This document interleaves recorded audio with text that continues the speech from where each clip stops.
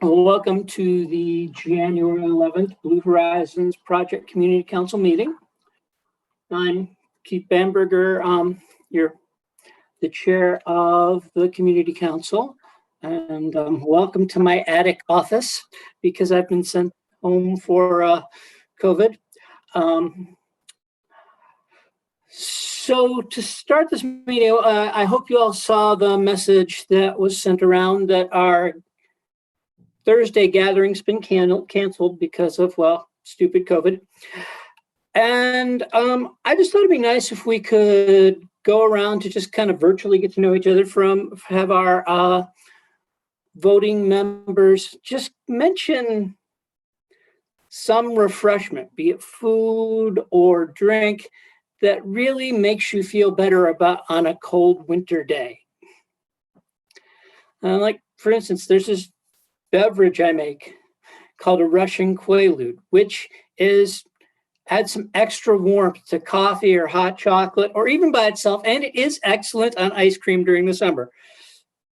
If we're ever together again as a group, I'll share some after the meeting. So Dave, do you feel like sharing?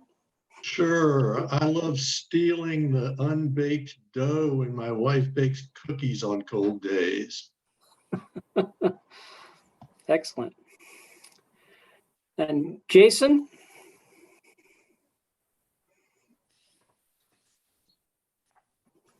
Hang on a second. I'm clicking. So I actually had mine this morning, and it is a drink, and no, it has no alcohol in it because it was in the morning, but it's very specific. If you've never had a Cubano from High Five, and not just any High Five, it has to be the one on Riverside Drive down in the mill area. That makes me always feel better. Sitting out by the river, finishing a Cubano coffee from that High Five, even when it's stupid cold outside, that makes me feel better about my day. Excellent. And I started my day today that way. Excellent. And it wasn't even that cold. Chris. Oh, goodness. Jeez. I recently decided to take up cocktails over this pandemic, and that's been exciting to learn more about some of the more interesting collections of liqueurs. And I'm a bitter. I enjoy bitter drinks, so I like my Campari and my Negronis, and I'll leave it there. Thank you. Michelle. I just had a wonderful serving of ramen from Ganshan West, and that's all I can think of right now, but it's warm and delicious and savory. So I'm going to go with that. Excellent. And Ken. Well, those of us who are trying to do dry January are sitting here listening to these cocktail suggestions and getting jealous.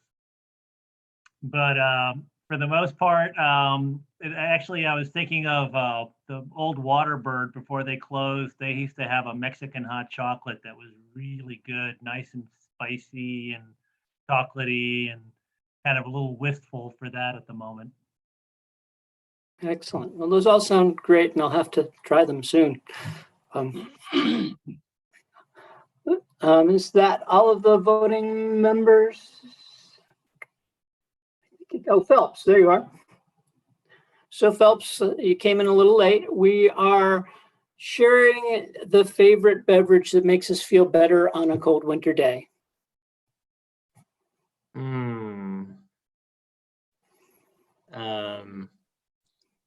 Maybe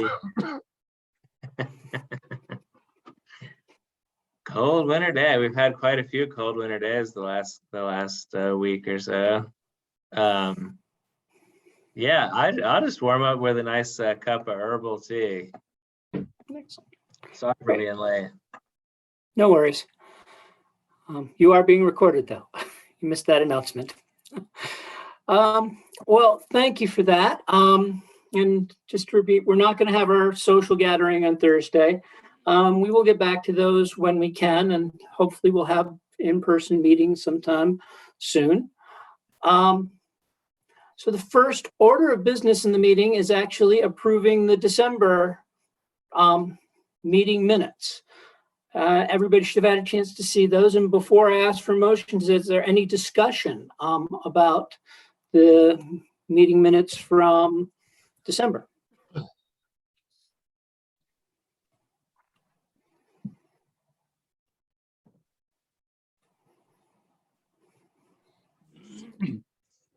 All right, I gave you about 10 seconds. I hope that was long enough. Does anybody want a motion to approve and accept the meeting minutes from December? I'll move. Great, thank you, Dave. Any second?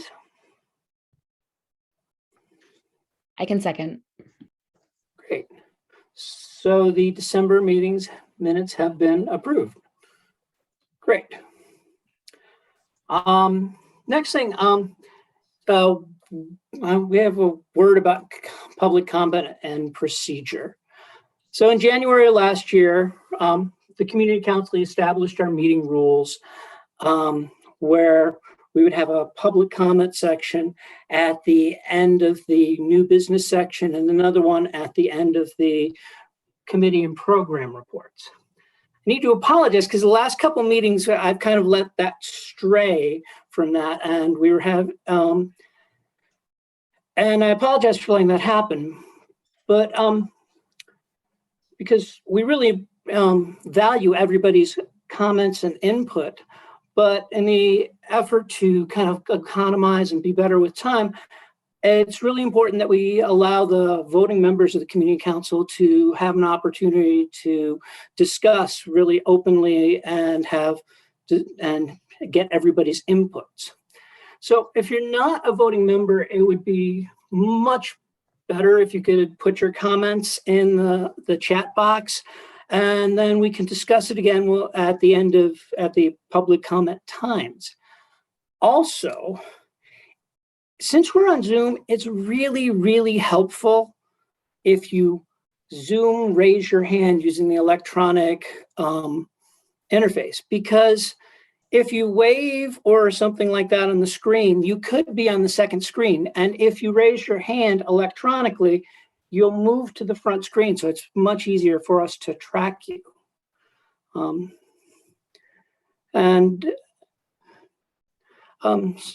Sophie, did you want to have additional input on that? No, I think you summed it up pretty well. We just want to make sure that when we're talking about agenda items, that the voting members of the community council, do have that space and priority to be able to, discuss or weigh in as needed. So we would ask that all members of the public who are not voting members save public comment for the actual public comment time on the agenda, or put your comment in the chat, and then we can read it out during that public comment and have a discussion then. And thank you so much for your cooperation. Great, thank you. All right, so we've got our new business, and the major part of the new business today will be the review of the draft bylaws. I hope you all got a chance to look at those. And of course, these bylaws are what's going to help us work more successfully long-term as a committee. And so we go through and just give everybody a chance to read, comment, or whatever. I could read them out loud, but that doesn't seem like it'd be appropriate. But some of it is pretty self-explanatory, the name and purpose. And this is all based on the balance between the charter, and we took some of the Green Building Council's board's bylaws and kind of merged them to make our bylaws, which of course govern how we will run the committee. So any overarching thoughts to begin with? Anything that came out as people were looking at it?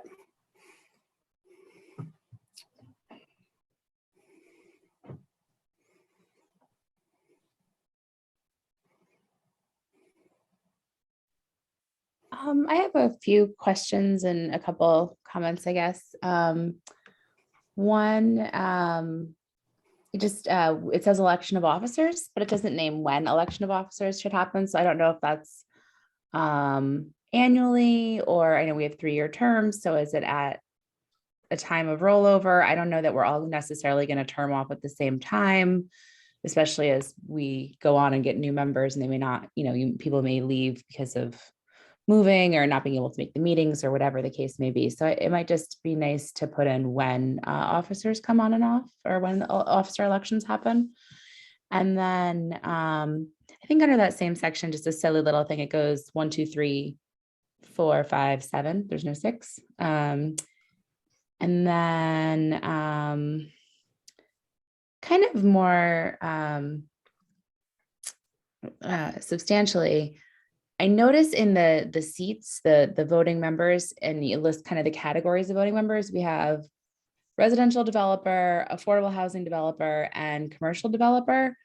And they're all the first 3. I don't know if that's that. I just have a question of maybe what the intent is there. It's taken from the charter, like copied and pasted from the charter. Great. And is that, are we not making amendments to that now because it is the charter that founded so that's not something that's up for discussion at this point? You're asking why they were the top 3. It's because it was copied and pasted from the charter. Oh, I'm just wondering if that's up for discussion, or if because it's part of the charter, that's our charter. Yeah. Why not? Okay. It just seems developer heavy. And I understand that housing, we want folks that control the building sector to be building with renewable.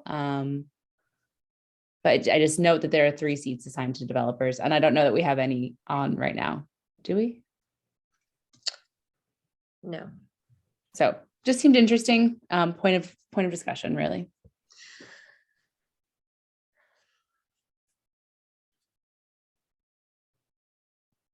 Does that seem weird to anyone else? I guess I'll put it that way. Michelle, if you had a preference, what would you consider to be something to be at the top of the list in your mind?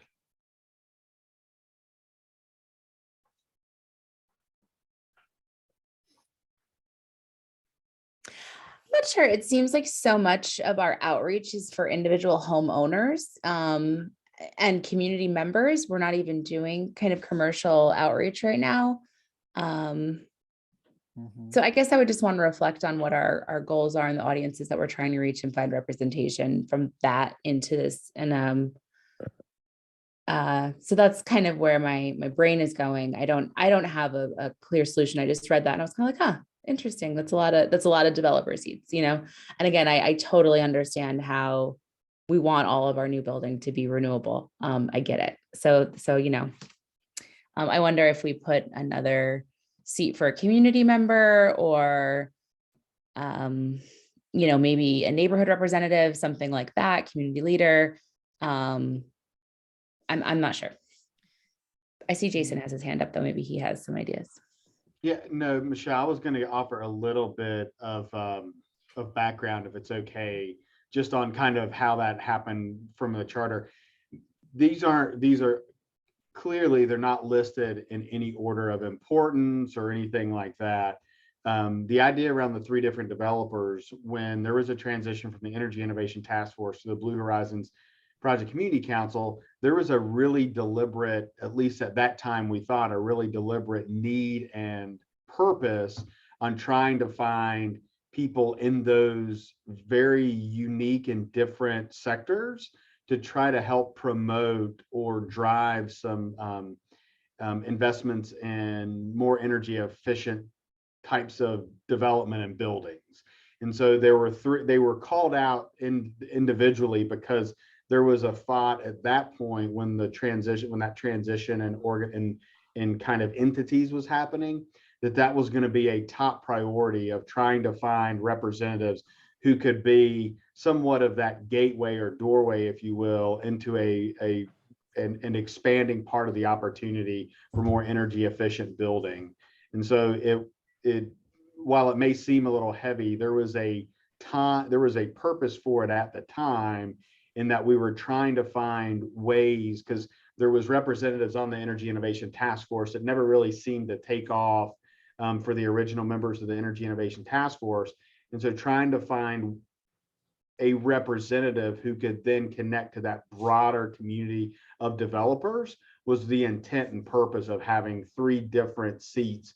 Because what we came to learn is that, especially with residential and commercial developers, their strategies, techniques, and are really different than the residential developer. And then even for the low income or affordable housing developer, they're even a little bit different because of the pots of money and things that they were accessible to. So just a little bit of a history lesson. It wasn't designed to be developer heavy, but there was a lot of thought giving to calling out 3 different types of developers at the time the charter was created. But, you know, and as a way to kind of solve the feeling that you know, some are more important than others, I would recommend just that list of representatives, do it in alphabetical order. You know, whatever A, B, C, D, E, F, G looks like, and then it's not a question of are they in order and the level of importance. No, they're in alphabetical order.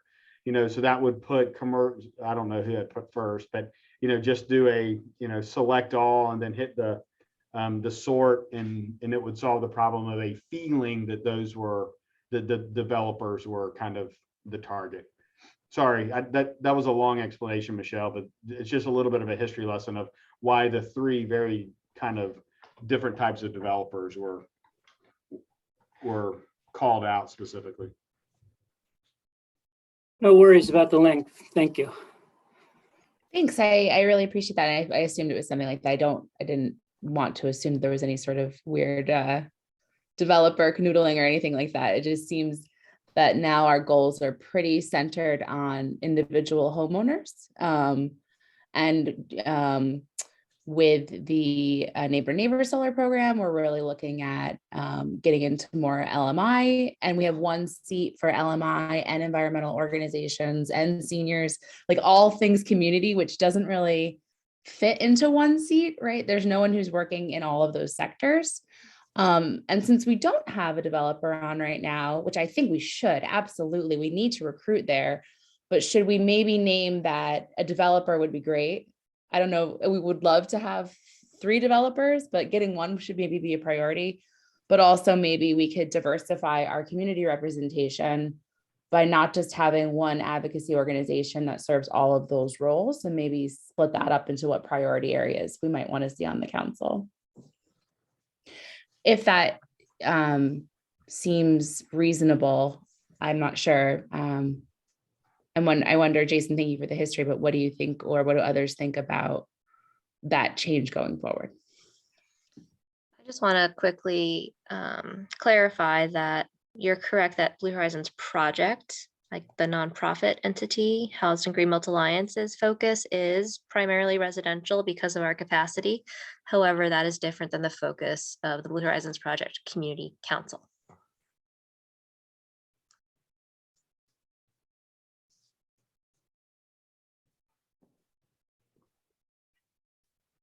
We have to eventually figure out how to influence the commercial market in order to achieve our goals. One thing I think could help is, you know, this isn't saying these are the 12 seats, because I believe it actually calls for 13 council members. Is that right? But it's talking about how members may include representatives from the following sectors. And so, you know, we could maybe make that more clear, you know, and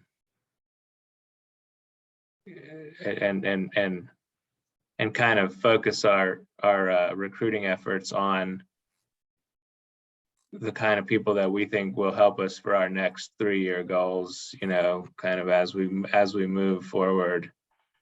We could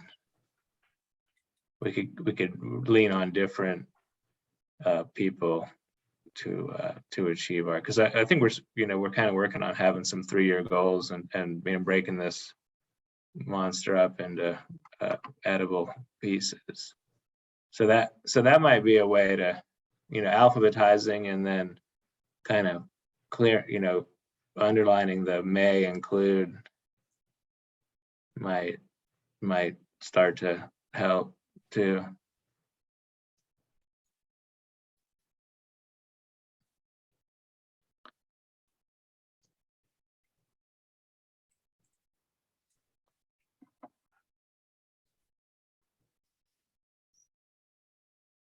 We certainly have the opportunity as we're establishing these goals to create these partnerships in these groups and areas. And it's something that I think we all need to be aware of as we're doing things in our normal lives and as our Blue Horizons project council members. But yeah, I definitely think that having some developers or somebody who's working in that space on the board would be really helpful.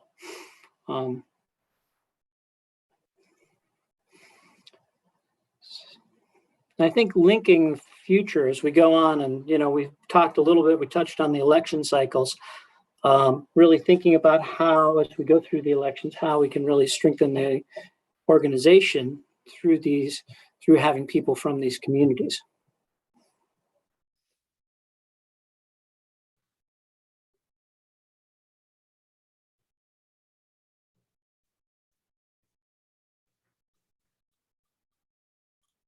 So do we have any more discussion about the community council makeup? Need any extra clarification? Because, this is a draft document and the plan is to take the recommendations from this meeting and either take what we do here and break into a subcommittee that'll kind of hone these details and present that at the next meeting, or take what we produce here today and then having Sophie and Beatrice hone it and polish it up and then voting at the next meeting. So that's kind of our scope and goal on this particular bylaw, is to vote at the February meeting on it.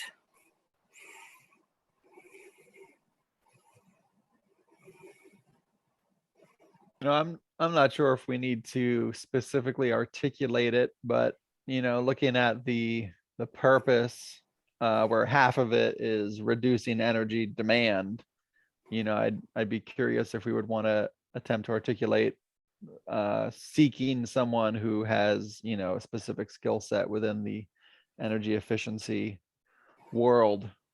Not sure what the best articulation would be, but energy efficiency professional, perhaps, to get the perspective of someone who's got the boots on the ground.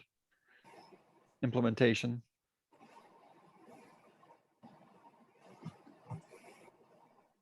I mean, it's like an energy efficiency contractor. Yeah, perhaps. Mhm. Dare I say they could be one and the same if we look at the general definition of the word developer, but throw it out there, food for thought. Chris, isn't that similar to your role at CBRE? A little Yeah, bit? I do a bunch of energy efficiency work with my clients, but I didn't see it clearly stated as the All right, the the membership. makeup. Yeah, the membership, and I see. it's getting down to the weeds here, but just curious Well, if there was an interest to have that. So you recommended maybe we should add another person or add that role into our list of 12 to the council makeup? As an idea, I was looking at some of the comments and I kind of agree with the fact that the council makeup, doesn't specifically include someone who may have their finger on the pulse of what is the latest and greatest in energy efficiency products within the residential or commercial sector. And perhaps, since it is part of the goal to reduce energy use or demand, as it's stated, to maybe, have the makeup include someone like that specifically, Cool. just as a thought. I think I'm that's a not- good idea, and maybe adding on this idea of the HVAC industry, because that's a big area we're gonna have to work too. Yeah. And I'm certainly not advocating to increase the membership, right? Because I'm just saying it could be one of the people on the list that we'd be searching for. And yeah, Phelps, I agree that the HVAC industry Just is to go huge. together. Yeah.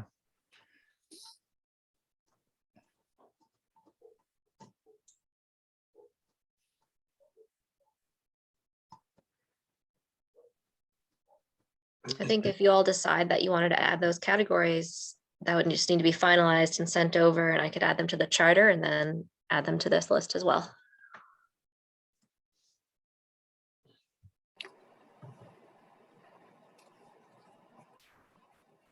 And maybe that calls for a vote now. I'm not sure. Um, Or Michelle, you're on mute. I was sorry, I was actually talking to my husband. Sorry. Yeah, so yeah, I'm sorry, Sophie. I was perhaps looking at this as an opportunity for us to review it and make edits today, but are we not, is that not the focus at this time? So, yeah, we just need to decide. I mean, I think that we can do this today. We've got enough time in the meeting to kind of get a rough draft that we can then vote on in February. So what we need to decide is whether we want to suggest a change and vote on them as we go through, or do we want to do it all at the end? I am happy with voting to add both HVAC and an energy efficiency professional to this list. So do we want to vote on this now?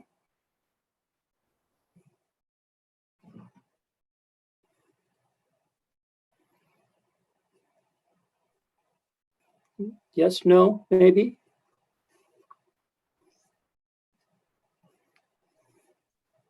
I'd be okay with voting them as we go through them if that's not going to take a inordinate amount of time. Okay. Any other thoughts? So let's vote on adding an energy efficiency professional and an HVAC professional to this list. So I think we need to vote to add that to the charter's list of membership makeup, because this list is taken directly from the charter. And I Right. believe that these two documents need to match. Okay. So voting to add it to the charter, and then I'll send out a revised charter that contains that revised list. Right, because this list is always going to echo the charter. Ideally. All right. I guess. So I'll Sorry. go ahead and make the motion to add an energy efficiency professional and an HVAC professional to the charter. Do we want to condense the developers or leave them as they are?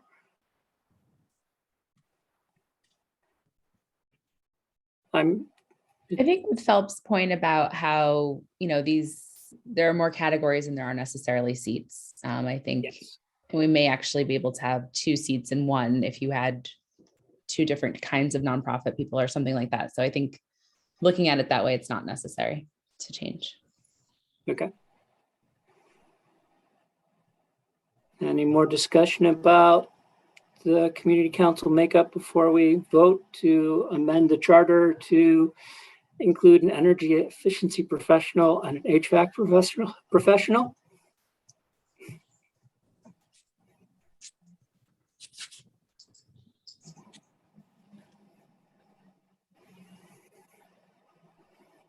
Okay, I'll make that motion. I guess that's what I'm supposed to do, to add the energy efficiency professional and the HVAC professional to the charter. Do we have a second? I'll second. All right, everybody who say aye or hold your hand up, or who's I in favor?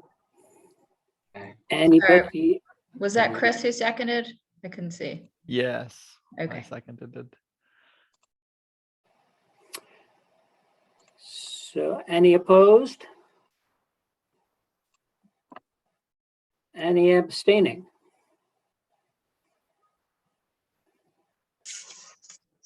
Okay, I just saw your name pop up, Brownie. Good to have you here. Hey. So at this point, we're reviewing the draft bylaws. And we, Phelps, right, you have so- your hand up? Or are you just, was that your voting hand, Phelps? Oh, yeah, sorry, that's my voting hand. Okay. all right. So any other discussion about these proposed bylaws?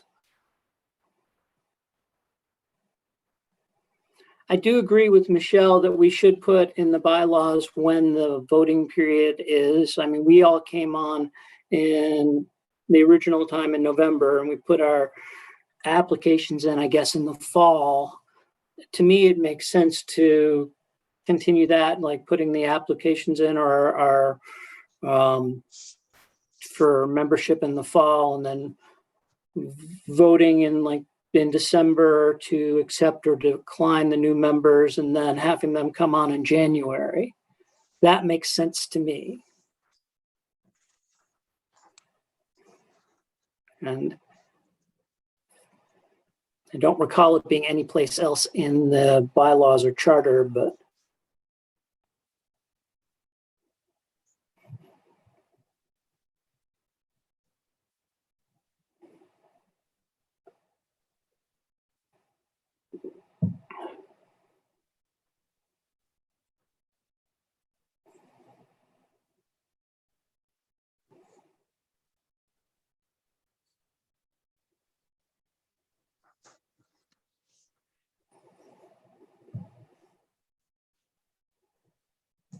the other thing that this doesn't mention is if there's a limit to consecutive terms.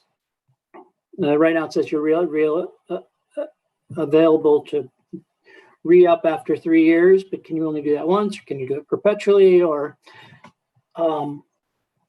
is that something that's important to us all?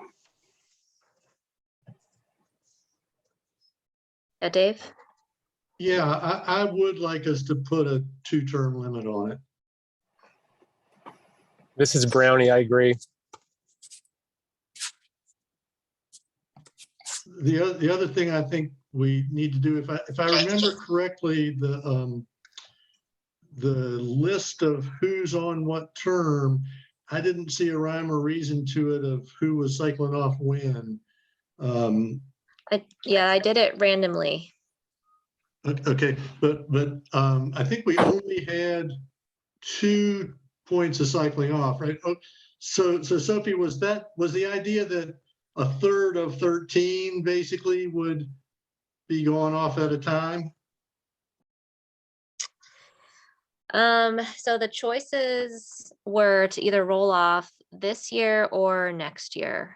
And what I did was just enter in your names into a randomizer and assigned a date to try to not show any sort of preference and to keep it random. And if anybody has any objections, I think I'm very open to changing these dates. But because we didn't get started on this right foot of determining term lengths and who starting and when, I just recently have been able to track this. So I'm sort of backtracking and trying to put these pieces together. That said, I really do want your input on whether this makes sense. And I do think it's, it would behoove us to have a sort of recruitment period in the fall, have new terms start in January, and have people roll off their terms in December in a given year. I would like to second that notion. What I was just curious about, I was thinking in terms of maybe have 5 people go off in any given year. Or I'm sorry, 5 or 4 go off, since we got up to 13. Okay. Basically have a third of the terms ending in any given year. Yeah, I think that makes sense to limit I it to agree with that. that. And I'm sorry, I can't see the notes, Beatrice, but can you just make a note of that in the notes? Hey, this is Brownie. I'm sorry, I know this was stated. How long is each term? 3 years. Okay, sounds good.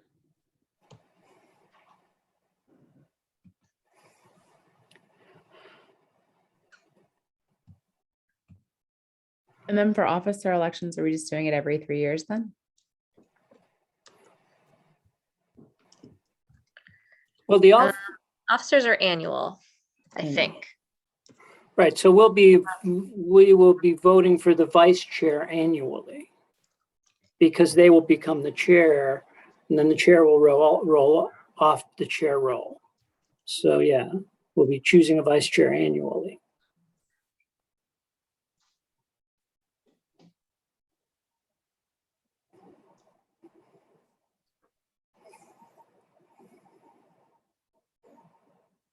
Keith, should we, well, everybody, not just Keith, should we though vote for both vice chair and chair annually?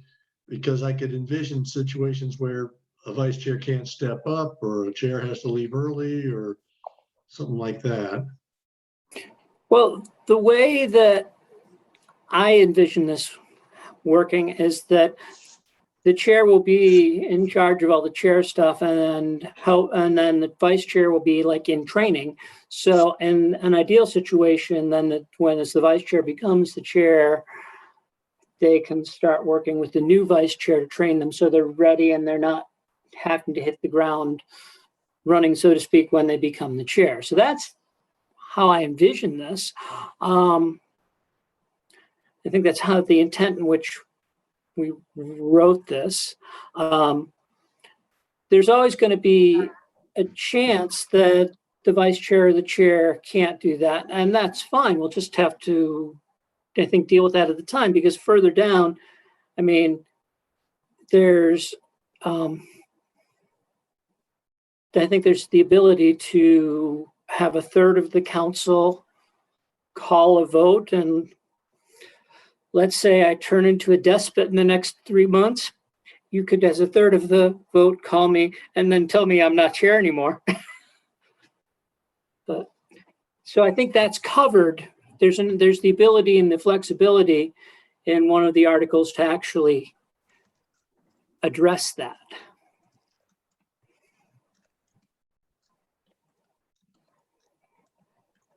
I could also call a vote as the chair to vote me off if I felt that was a need.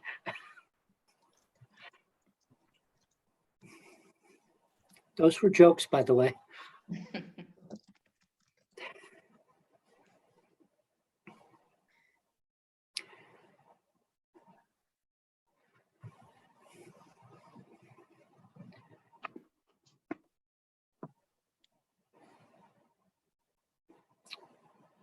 So any more discussion about the officers and when we vote, or we didn't really resolve out actually? I think you motioned, Dave, to have the elections be in December for the next year. And we didn't, so are we all in agreement that we should do that? I'll move that we do that. All right. Wait, can someone say exactly what we're motioning so I can write it down? Okay. So do you want to do it, Dave, or I can? I'll say it since it's going to be recorded as my motion. I move that we have elections for officers at the December meeting and that those officers take office in the following January meeting for a term of 1 year.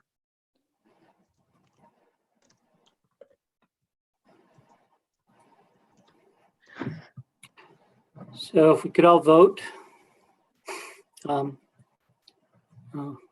Here, I'll do this. So everybody could show their hands or vote, or actually everybody approving, say aye. Aye. Aye. Aye. Aye. Everybody who is not approving? Any abstentions? Great. So let's move back to what we were talking about earlier about the regular elections I think it should follow that same calendar for the regular election. So I'll motion that new members are voted on in December and then appointed to their council position in January. I'll second that motion.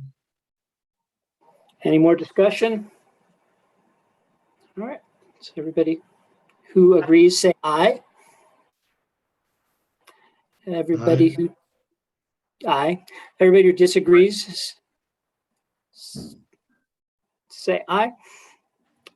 And everybody who abstains, say aye. So that motion also passes.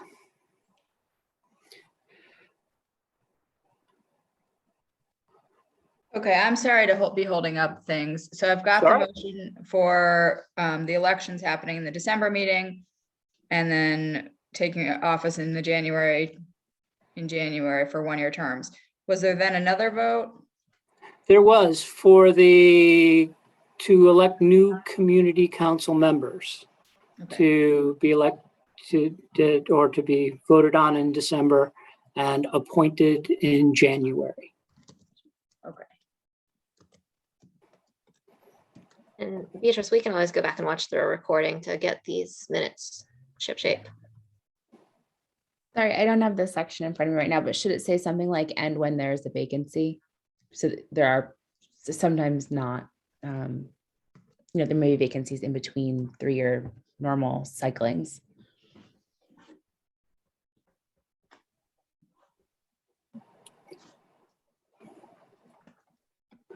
Same goes for the officer appointment as well.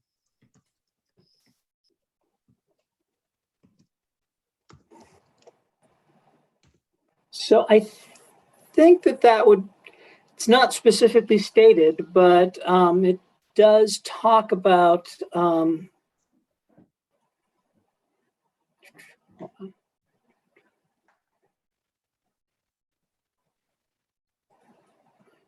I'm just pulling up my copy so I can look.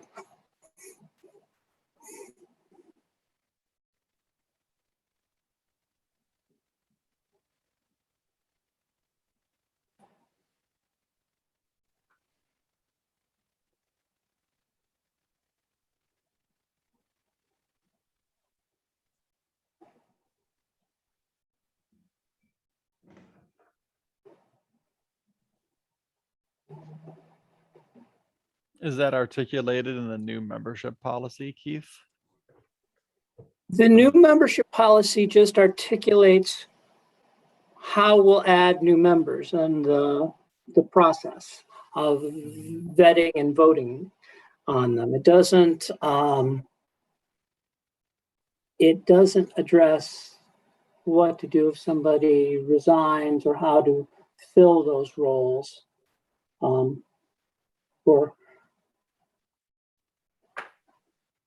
But it doesn't address that. Yeah, it addresses adding new people. So we might want to go ahead and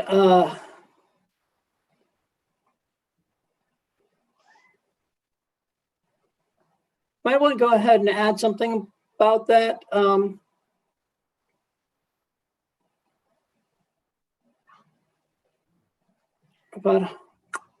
Maybe add a sentence in section 7, specific to an officer. If an officer resigns or leaves the group, then community council will vote on the next officer during the next meeting. I don't know, as an option.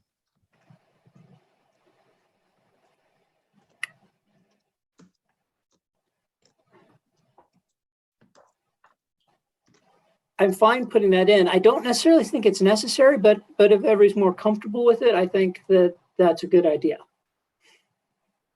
That was a very circular statement from me.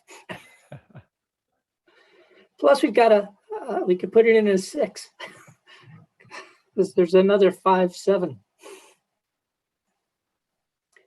What's coming up for me just on other committees I've served on is it's always unclear if someone's serving the remainder of a term, someone else's term, or if they're then serving their own term. And it gets, I hate this stuff. It's, kind of the bureaucracy of running nonprofits and these kind of groups, but it is important to have clarification up front so that when it happens, it's not like, what do we do? So I guess it just, for vacancies, do you appoint someone to serve the remainder of the term that's been vacated, or are they starting a new term? That just kind of stuff needs to be clarified. So fortunately, I'm an expert in bureaucracies because I work for the government. I think that's good to clarify. I personally think that we should, when somebody is voted on, they're starting with 3 years. So they're not, so they're not completing somebody's term for a year, whatever, that they're starting a new 3-year calendar when they get, and we should put something in about that. But, if we have somebody who's replacing somebody who's in their last year, I don't think that they can fully get up to speed and contribute to the council if they're only going to be doing it, and they may not have the energy to put it in for half a year or to finish a year term. So I think they should be getting a full 3 years when they become a member on the council.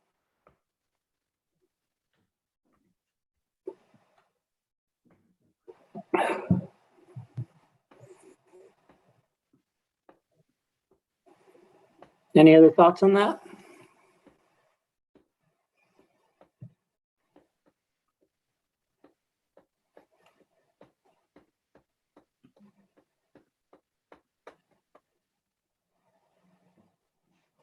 Yes, no, maybe. Should we make a motion to specify that when somebody fills a vacancy, they are getting a full 3-year term?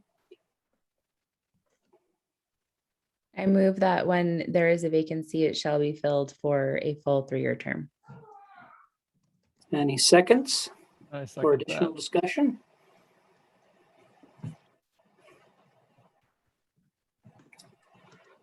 Okay, if you want to approve the motion, please say aye. Aye. Aye. Aye. If you disagree with the motion, please say aye. And if you want to abstain from this motion, please say aye. Okay. I think at this point, voted more in this meeting than we voted in the entire previous year. That's correct.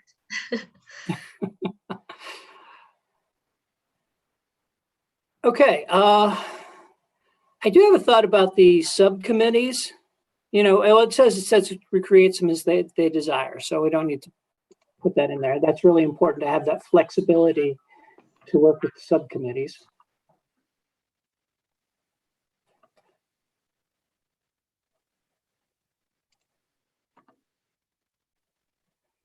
All right.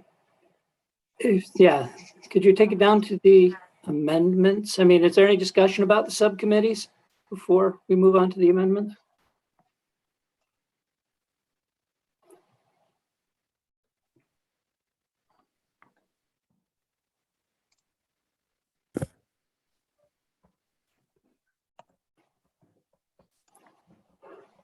All right, let's move on to the amendments.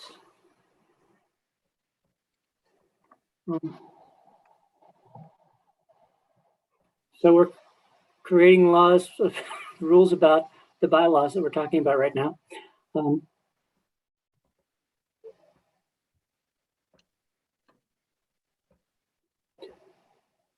Any discussion about this? 2/3 majority voting members present by a 2/3 majority vote. The ballots. It says cast in an electronic ballot, which we've not been doing. That's if we are doing it outside of a meeting, I think. Okay. Yep. Yeah, so you can vote by, email essentially, which Right. is very handy in this time of COVID. I just wanted to ask, so in section 7, under Article 5 about resignations, terminations and absences, it says there needs to be a 3/4 vote. And here it says there needs to be a 2/3 vote for amendments. And I didn't know, this was pulled from a draft of the Greenbelt Alliance bylaws, and we like vastly simplified it and tailored it to the BHPCC just as to have a document to work off of. But do those majorities make sense, 2/3 and 3/4 in those particular scenarios, or should they match? I'm all for reducing and simplifying and reducing confusion. Yeah, simple is better. So let's make them match, whether, and 2/3 seems fine to me. And Sam, I know that you worked on this document. Was there a reason that it was 2/3 and 3/4? Or does it matter? I don't think it matters. Okay. I don't recall why they're different.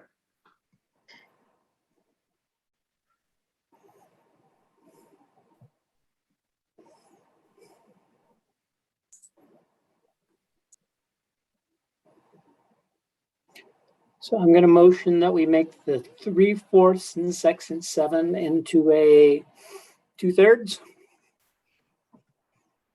I'll second. and make all of the votings just, I'm going to back up and rewrite that, have all of the voting margins in this document be 2/3. Because there are other places where it references voting in this document.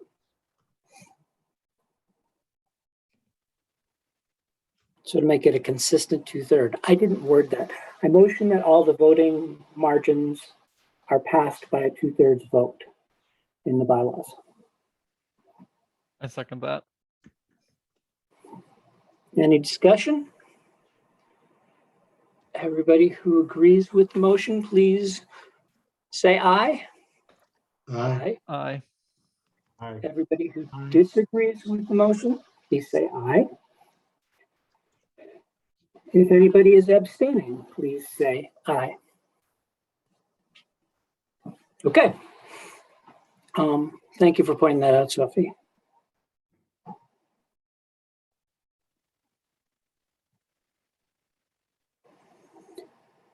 right, we were looking at amendments. Any discussion about the amendments?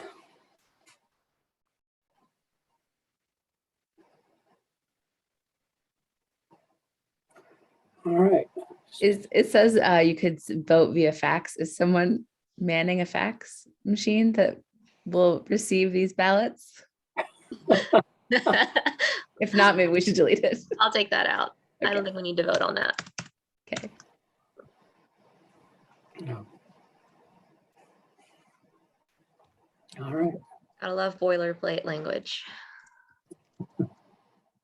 Thank you, Michelle.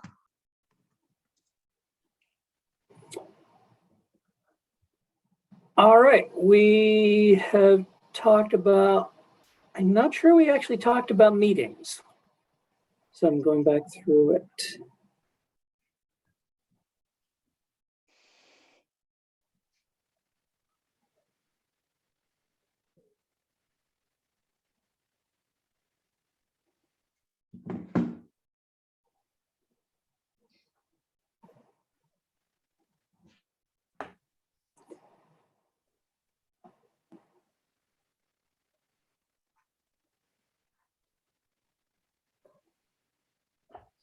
So if we look at section 3, I'm not sure the words say what we mean them to word. It says, notice of meetings by voting members shall be delivered not more than 3 days prior to the date. So then that's just, so that means we can't do it on 4 days or 5 days before the meeting? Oh, not less than. Okay. Yep. We don't need to vote on that. Yep. And just FYI, I see the comments in the chat. We can address all of those during public comment. Rest assured. Okay, any other discussion about meetings?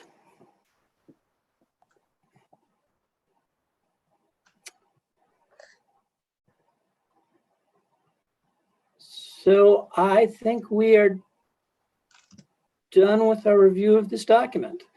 Do we need to have a motion to accept all the changes and present them for vote in February or not?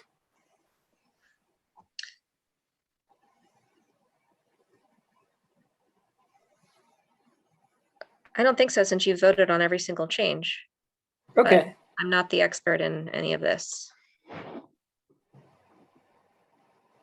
I don't think we need to vote on it.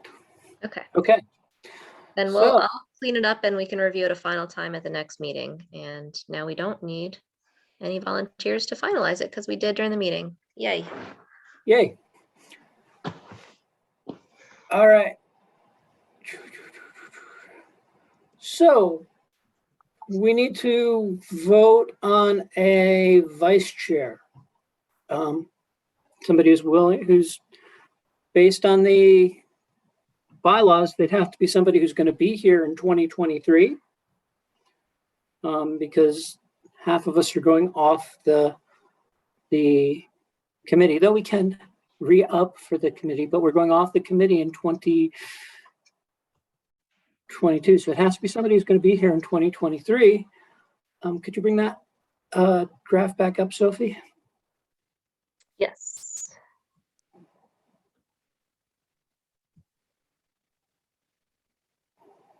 You see it? I can. Hope everybody can. Well, I vote for Jeffrey because he's not here. That was again a joke.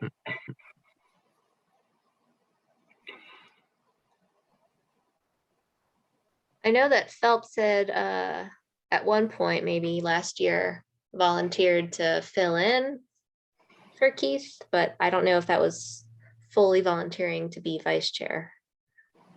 Not to call on you, Phelps, but I am calling on you. Well, it looks like my term ends in 2022, and I've been feeling kind of swamped these days with my new job and stuff like that. Understandable.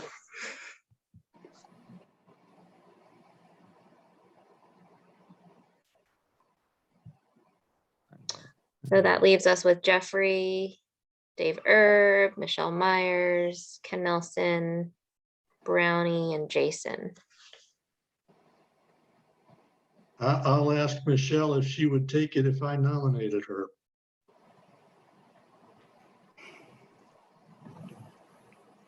Sure, I'll accept that nomination. Thank you. I nominate you then. All right. Any discussion of the nomination?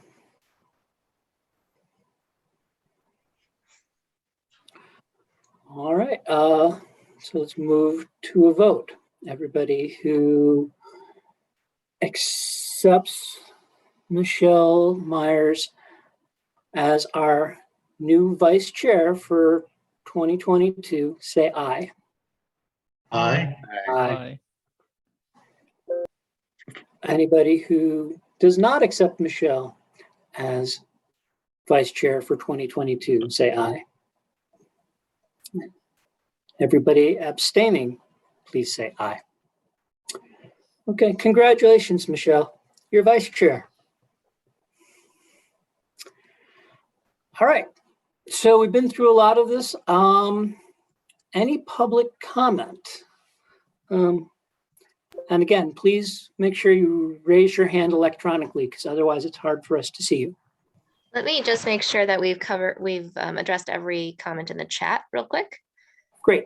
before we open it up, because these were done first. So I'm seeing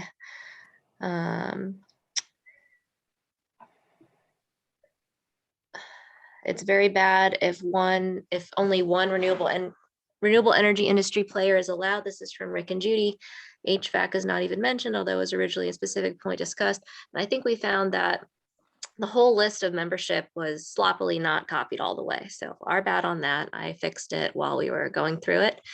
And then ditto for clean energy innovators. Did you want to say any more about that, Rick and or Judy? No, I think everything we said was taken care of during the discussion. I kind of thought that was the point of putting it in the chat. Great. Okay. I just want to make sure that everything's addressed. Brad Rouse says residential energy is only about 16% of total energy in Buncombe, not including residential transportation energy. Brad, any other point about that?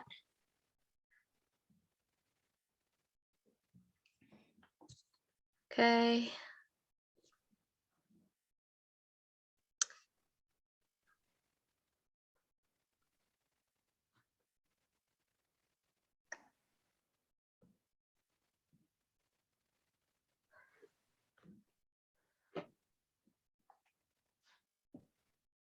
Steve Barron says a corresponding section in the charter is missing.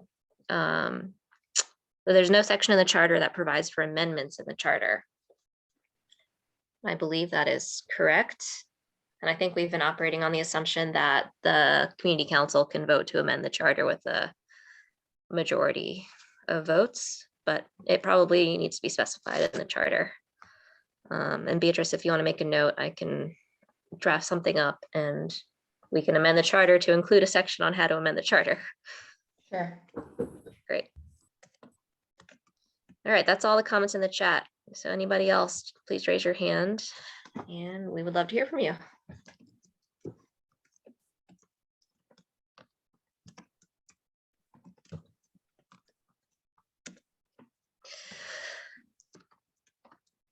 All right, if none, we'll move on. All right, great. So we're to the subcommittee and standing program reports, and we'll start with the 100% Renewable Energy Strategic Planning Committee with David and Sam. Yeah, I can jump in on this one, Sam. So I feel like had a pretty solid meeting and have been making some good progress. We had a guest speaker come and give us a presentation, Jessica Hoax, who is the executive director, and I always have to look at this because it's a mouthful, of Mountain Valleys Resource Conservation and Development, Inc. And she just gave a great presentation. We had some good follow-up discussions surrounding overlapping goals and kind of sharing of knowledge, and talked about potential future collaboration, just kind of meeting those shared goals. And then we've been hard at work, kind of chipping away at the strategic plan document, making progress on that, which we are hoping to actually present to the BHPCC at the next meeting, kind of the first version of that. And with the knowledge that down the road, once we have some time to refill out and kind of put in some extra details, we'll do a second presentation of a more final version. But we're hoping to do a presentation of that first version at the next meeting. And we're also hoping to invite the Buncombe County Planning Department to that as well, see if we can get them involved. Sam, you got anything you want to add?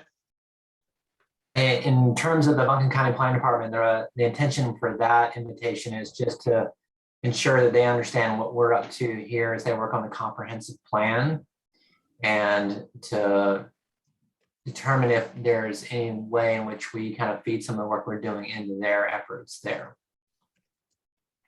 Yeah, thanks, Brad. And yeah, essentially, yeah, we're essentially have wrapped up the 2021 scope of work, which is essentially the data to understand what's needed in terms of making the transition to 100% renewables.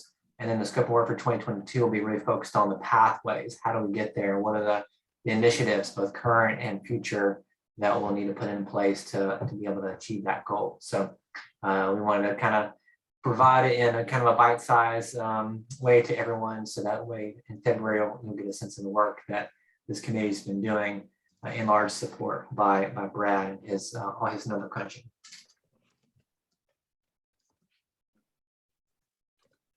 Great, thank you. Anything else? Look forward to seeing the plan next month. All right, fundraising, which is also Sam. Yeah, so super grateful for Buncombe County allocating some money to this effort to support low-income families with new heating systems and also photovoltaic and solar systems. I'm just gonna share my screen real quick so you can get a sense of how the funding is going to be used. We have, and you can see the spreadsheet here, we've received $250,000. It's going to go for over 2 years. And then there's some additional funding from the City of Asheville, from County Sustainability, and Brad and Bank of America, and some of the GBA's operational budget. It will also tally up to $335,000. And then how we plan on spending that, you can see over here in the notes column, where we intend to do 15 home heat pump repairs, 4 new heat pumps for families, 12 new mini splits, and around 9 PV systems. Actually, the PV system is probably a little bit more than that. And essentially that's how this $335,000 will be spent. There's some staffing costs in here as well, some measurement verification, and also we need to have a financial audit per the Department of Treasury's guidelines. So this is money from the coronavirus recovery funds, which is coming from the federal government, Department of Treasury, into Buncombe County, and then allocated to us to be able to do this work.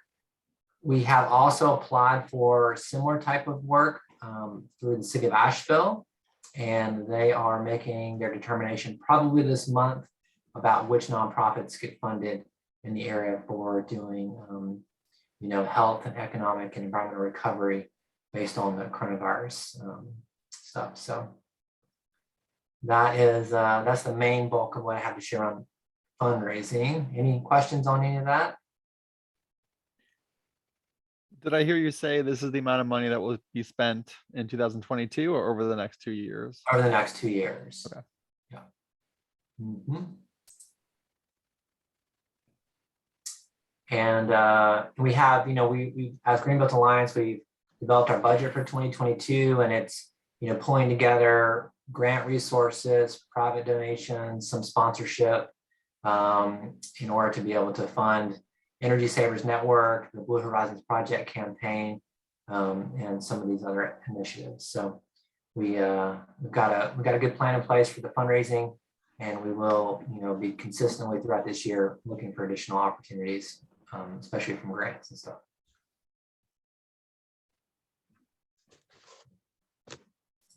Great. Anything else? Great. Could we make sure that, can we share the budget materials with the voting members? Just, I know it's probably somewhere on the Google Doc, but that'd be great. If we could share that, that would be good. Okay. Mm-hmm. Thank you. Technology Subcommittee with Ben and Bill. And you want to go ahead? Sure. We had a sort of a deep dive on H951 with focus on current proposals to change net metering. And that was a pretty passionate discussion, and we got lots of good input. And so I guess to me, the biggest item for the main committee is whether the main committee wants the tech committee to bring items of interest forward, or just to wait for the main committee to ask for technical assistance. So proactive or reactive. Mm-hmm.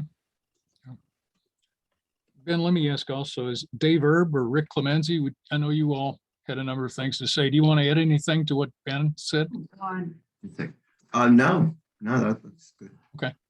Well, I have prepared a commentary on Duke's proposal for the net metering tariff. I intend to share it with all the members of the broader committee.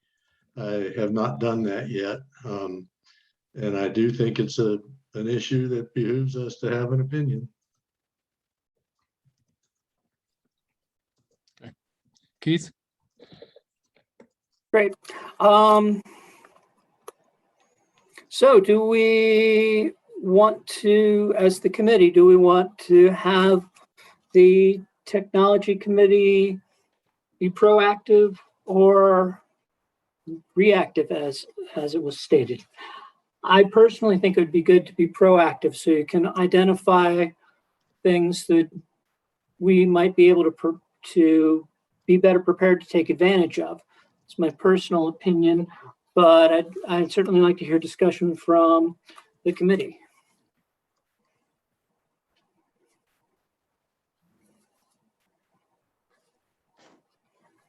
Well, Keith, I'll jump in on this particular issue of the net metering tariff. I'll just give you a preview of what my 5-page document says, and that is we really should be fighting this. We have helped Duke argue that avoided cost is not the appropriate measurement for a project in the Woodfin landfill, and that's what they're trying to ram down our throats in this net metering thing, along with several other problems. And so I will send that out to all the members of the committee.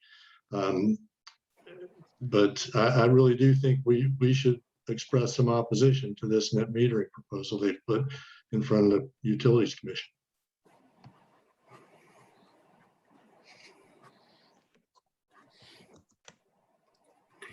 That brings up, well,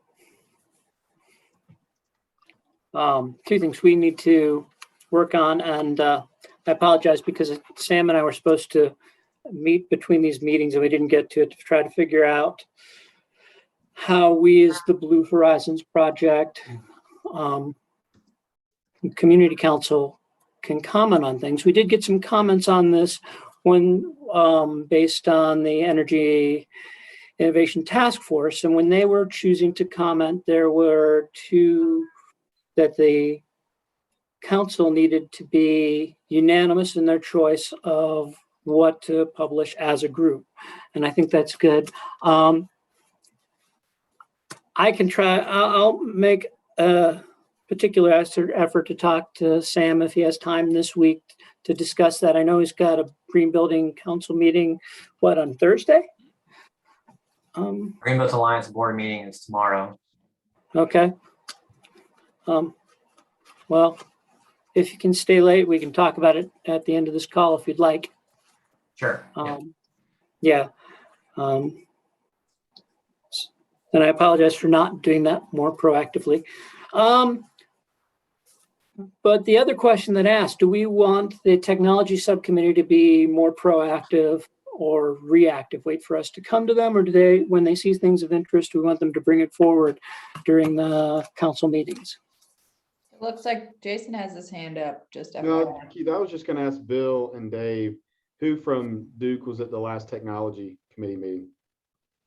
We were supposed to have, who's the new man? Larry, is it Larry? Larry Watson? And he couldn't come at the last minute, Jason. At the last minute, he was called off on a project, but he was supposed to be there and he'd be wonderful to have there. Yeah. So no one from Duke was at our last meeting. Okay.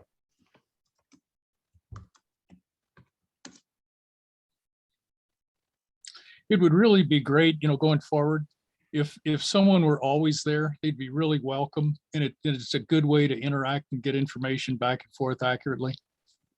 Thank you.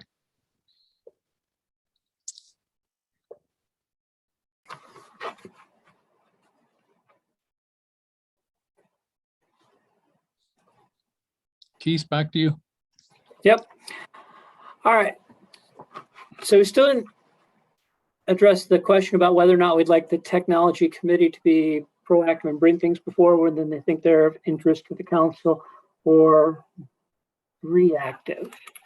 And I guess I'd like to have a decision on that now so they can know how to work in the future.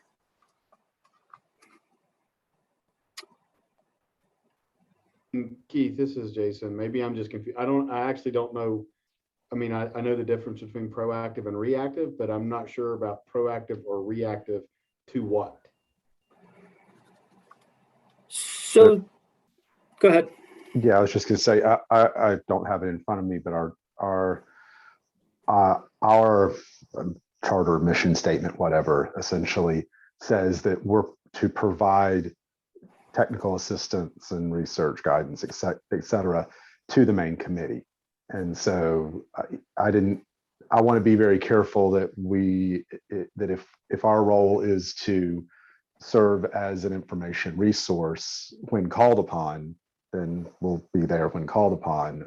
But if we're more proactive, then it would be more gathering information and bringing it forward as things that we think the main committee needs to know about, not necessarily having had that request specifically made. Let me follow it up, Keith. Maybe this will help, and just put it this way. I think, in my opinion, it would be better if we were, as we're talking, be proactive. There might not be things that come up in this committee that you're aware of, but often things come up that are expressed quite well technically in our committee that we could summarize and then come to you and say, here's something you ought to know, or here's something that we think we should go in this direction or that direction. For example, the last meeting. So I would I don't know if you want to vote on it or whatever. I would like to have it such that we would come to you rather than have you expect that you're going to notice something that you may never, Right. What do you think? I make a motion that the technical committee work proactively and bring issues that they think are relevant to the whole committee to the committee at during our general meeting. I second that motion. So any further discussion? Everybody who agrees with the motion to have the technology subcommittee be proactive, say aye. Aye. Aye. Aye. Everybody who does not support the motion to have the technology committee be proactive, say aye. I suppose I'm supposed to have them say nay, but all right, anybody abstaining, say aye. All right, so technology committee, you're proactive now. Thanks for the clarification. Thank you. No worries. Community engagement subcommittee, Beatrice and me. Yeah, thanks. Sophie, are you able to take over, writing notes for a minute? Yep. Cool, thanks. So the main thing I have been working on is finishing up the community engagement strategy report, which is almost done. Sophie and Sam are just working on some budgeting edits with that, and it's super helpful document. And let's see, I will email it out to voting members again now that it's more complete. And one other thing, I wanted to give a few ways y'all could engage kind of directly. And one way is that I just recently created a home energy tips group for our region. So I would love if you all would join. I'm going to drop a link in the chat. I know not everybody does Facebook, but if you do, please join and ask questions. Even as an example, even if you're like a knowledgeable person, asking questions is a great way to kind of get the discussion going. There's already like 85 members or so, and I started like 2 days ago. So it's definitely showing that there's a need and a desire in the community for resources around home energy efficiency. Yeah, and so then other than that, Sophie and I are planning a digital engagement event for later this month, and I will send more information about that once we get a little further on it. But yeah, I mean, I guess I've been thinking about it, and the general strategy that I'm trying to take with community engagement is meeting people where they are instead of, not meeting people where they are, I guess, is the opposite of that. So, we may want people to be further along than they are, but we really have to meet people where they are and ask them what they want and what their questions are in terms of, energy efficiency and clean energy. So that's kind of the goal of the home energy chats, is to actually talk to people about real problems that they're having in their houses. And that's the goal of the tips group, is to talk to them about real issues that are occurring in their lives.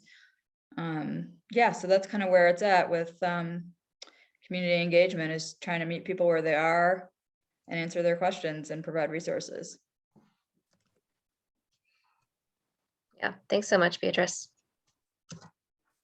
Great. Any questions for Beatrice? Okay, Solarize Asheville with Sophie. I think Ken Nelson is, or sorry, Ken Halden is on the call. Oh, wait. He's able to give an update. And Ken, you didn't need screen sharing, did you? No, Sophie, I'm fine without it. Thanks, Sophie and Beatrice and Keith. Just a quick update from the last time your council met. I believe at that time you had gotten an overview of the milestones that had been achieved with the Solarize Asheville Buncombe campaign. So, and we did communicate those after Thanksgiving and through the December period. So I just have a few things to add to that kind of bring the campaign forward and also talk about what's next. So let me go through that real fast, and please jump in, Sophie or Beatrice, with anything that I'm either missing or not getting right or you want to add to. Nice closure on the commercial side with a couple of projects for the, if you recall, there's a commercial dimension to the Solarize campaign. It had a later date. It would have the last public date was December 31st for contracts to be concluded. And there were a couple that were added at the end of the year. The good news about that is it put us right over the 1.5 megawatt level for the total amount of energy involved in the Solarize campaign. These two projects were enough to add to the number just to get us above 1.5 megawatts, which is a wonderful goal, or not a goal, an achievement. One was for 17.6 kilowatts and the other was for 10.2 for a total of 27.6 kilowatts. The two locations, I'm getting verification on this to be sure, but it's my understanding that it's the operator of the Asheville Salt Cave on Liberty Street. And they're adding this, the larger system of the two I mentioned. Another is the Conserving Carolina office. Those are the two addresses that were involved in this. So those programs or those projects are going to be commencing as a result of the Solarize campaign, because it was under the umbrella of that. With regard to the residential installations, somewhere in the neighborhood of 1/3 have been completed. I don't have a very data specific update on that. We try to track it, but I didn't get an update before this call today. But generally speaking, the installation slowed a bit in December for various reasons and picked up again at the beginning of this month. I heard from a couple of folks who said the crews were out.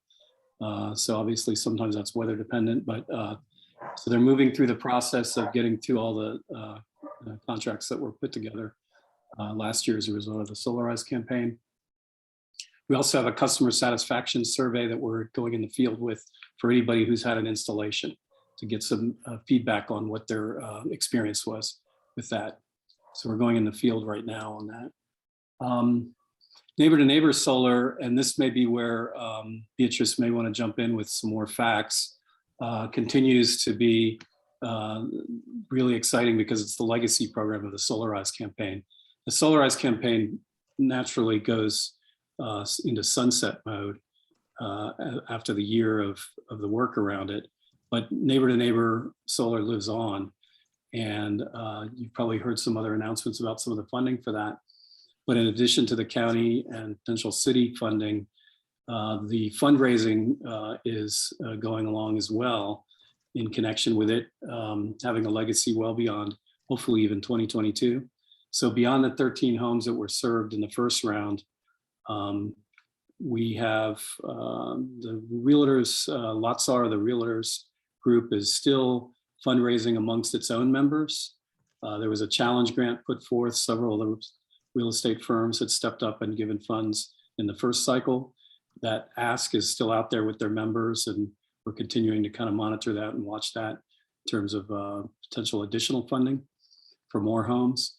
And we also gave a presentation last week to Pratt & Whitney, the community relations lead there, to ask if they would take a look at potentially doing some funding.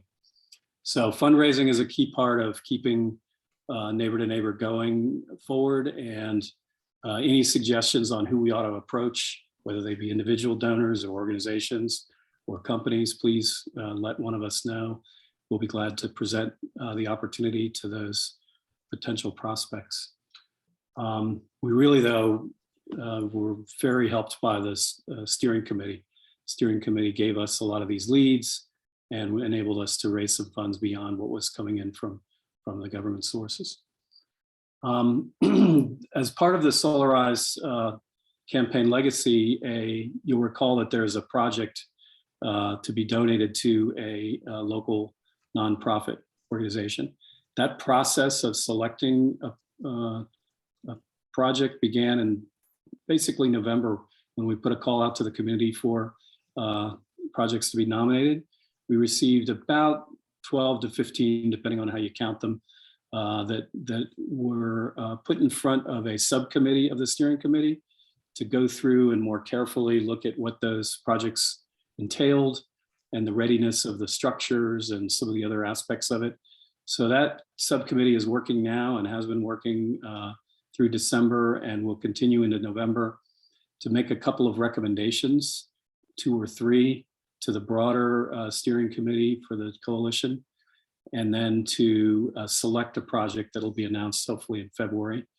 We'd like to work with that organization, whoever is selected, to celebrate that gift that comes as a result of the Solarize campaign. Those are pretty much the highlights from the last month or so. If there's any questions, I'll be glad to try to answer, or we'll put this in the minutes too, so you can have some of this information in your hands after today. Thanks very much. Great, thanks, Ken. Any discussion or questions?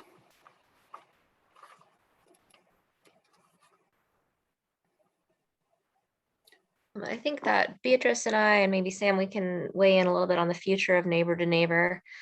So we are going to be releasing an RFP for a new installer to work with neighbor to neighbor, hopefully on February 1st, and invite local solar installers to bid.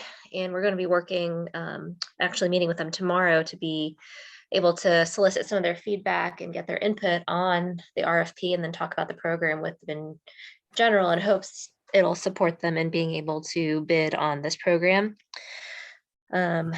We hope to make a decision about the installer at the end of February and enter into a 2-year contract with the new installer by mid-March. And I won't go into any more specifics, but that's where we are. Great. Anything else? Okay, I realized that I skipped over Energy Savers with Sam. Yeah, just briefly, the wonderful work of the ESN continues. We're doing 5 projects this week, so 1 every day. Spend about 5 to 6 hours per home. We hired a new crew leader recently, who's working out pretty well. We've got great volunteer systems in place that Steffi set up, so volunteers are coming in. One of our most immediate needs at this point is related to finding another vehicle. So we're searching for another, like a Transit Connect or some sort of van or some sort of work truck or something like that. So if anyone has any leads on a free or very affordable vehicle to support weatherization work, please let me know. And we're in the process of, we finalized our contract with the city. So for the January through June time period, the city and the county. So that we've got funding for the next 6 months to continue the program. So anything else that either Steffi or Brad have to add about Energy Savers you want to share with the group? No, thank you.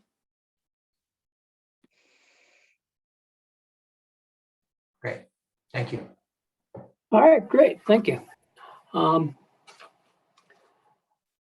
So next we'll move on to the Blue Horizon Project Home Energy Chats.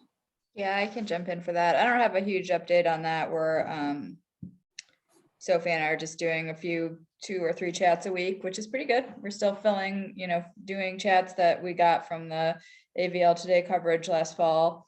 I guess the big news on that is that Sam is working on putting together a job posting for somebody who will kind of take over actually doing the chats, as well as administrating the neighbor to neighbor program. So that will open up my job time a lot for doing more community engagement and bring in somebody who has some more building science expertise. So we're very excited about that. But yeah, overall chats are going well. It's just, yeah, going along, nothing huge. And the more we do, the more we are streamlining the process and having people, now sign up on a calendar instead of going back and forth for scheduling.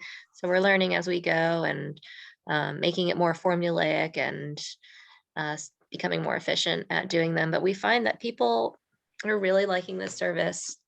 There's nothing quite like it in the community where people can, arrange an hour to talk to people about clean energy in the local context and how they can themselves take action right then in their own homes to save energy. Yeah. Great, thank you. Yeah, and thanks, Beatrice, for mentioning the positions. We're actually going to be posting 2 positions with Greenbelt Alliance this week.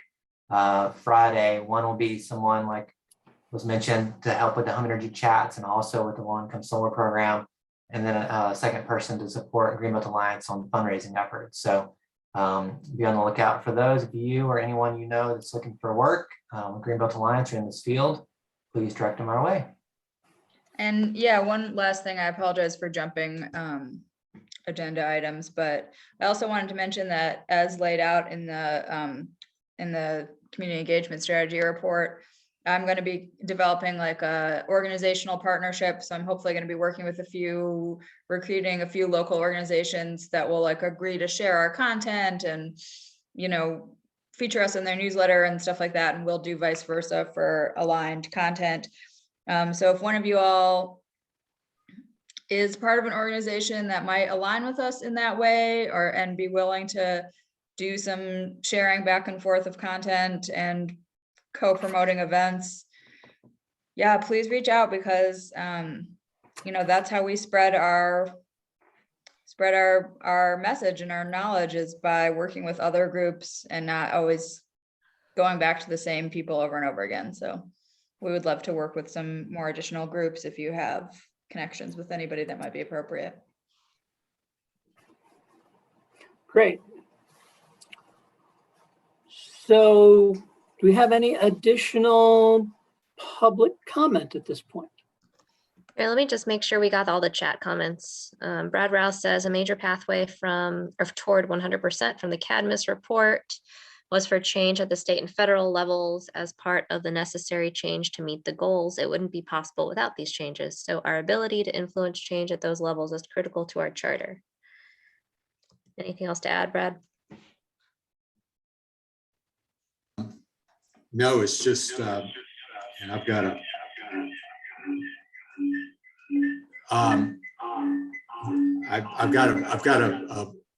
problem with my feedback with my speaker on my phone. No, it's just critical from the point of view of, can we lobby or not? Can we push for changes? We're only going to achieve our goals if we push outside for changes at all levels. The county government, changes to be made at the county government, changes to be made at the state and federal government. How we do that, we've just got to weigh that and figure out what's the responsibility of GBA staff, which can't necessarily do so much of that, versus this committee as an entity, because we have very little power on our own. That's all.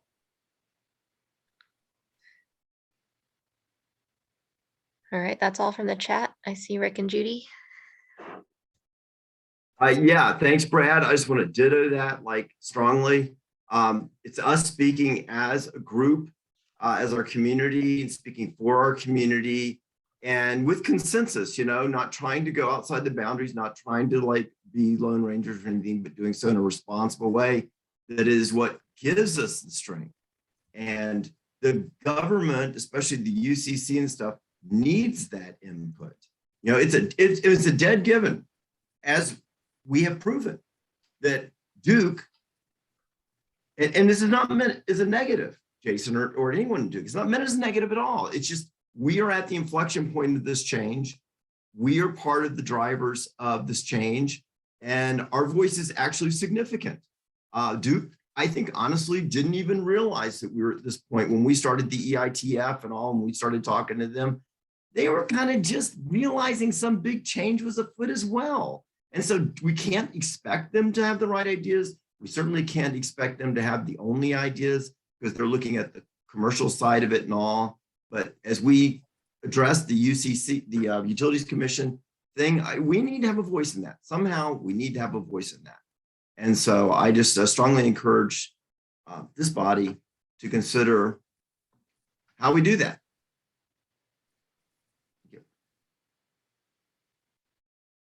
Thanks, Rick. I would second that. Really, the political arena is where the decisions are made, but we have to provide the technical input to make sure the right decisions are made. And we have to be very proactive in doing it, including, I believe, lobbying. We have to interface through the council with the important people, certainly the city and the county, and in this case, Duke, because there are things that are being done, particularly on this proposed tariff, that is counterproductive to our goals, in my view. And Dave Erb has laid it out very nicely. That's about it.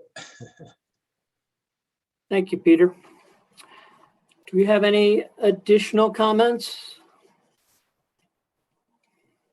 Yeah, I just wanted to say that we may very well have a very good, as an official committee, part of this collaboration, and then through the strategic plan that we're going to develop, really have a good way of communicating what is needed to our legislators and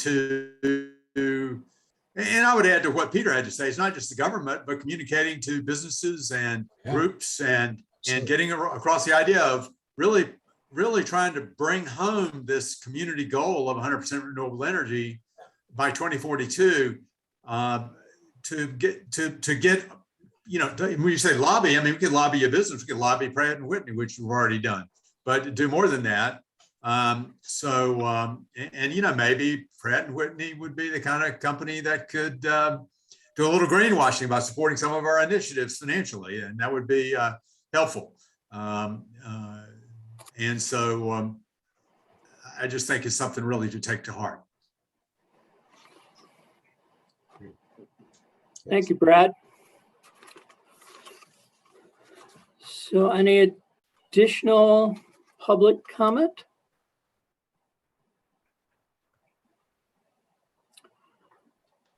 All right, I have one thing. If Beatrice, if there's a way that you can capture all the chats and comments that were made today and maybe put them into an addendum to the meeting, that would be great. If you can't, then you can't. But if it's easy, please do that, because there were a lot of them, and I would like to go back and reread them. Sophie, do those automatically save when you end the recording? Yeah, when you end the recording, it should download to your computer along with a text file of the chat, and you can probably copy and paste that. Let me know if you have any issues. Okay, that should be fine. Thanks. Great, thank you.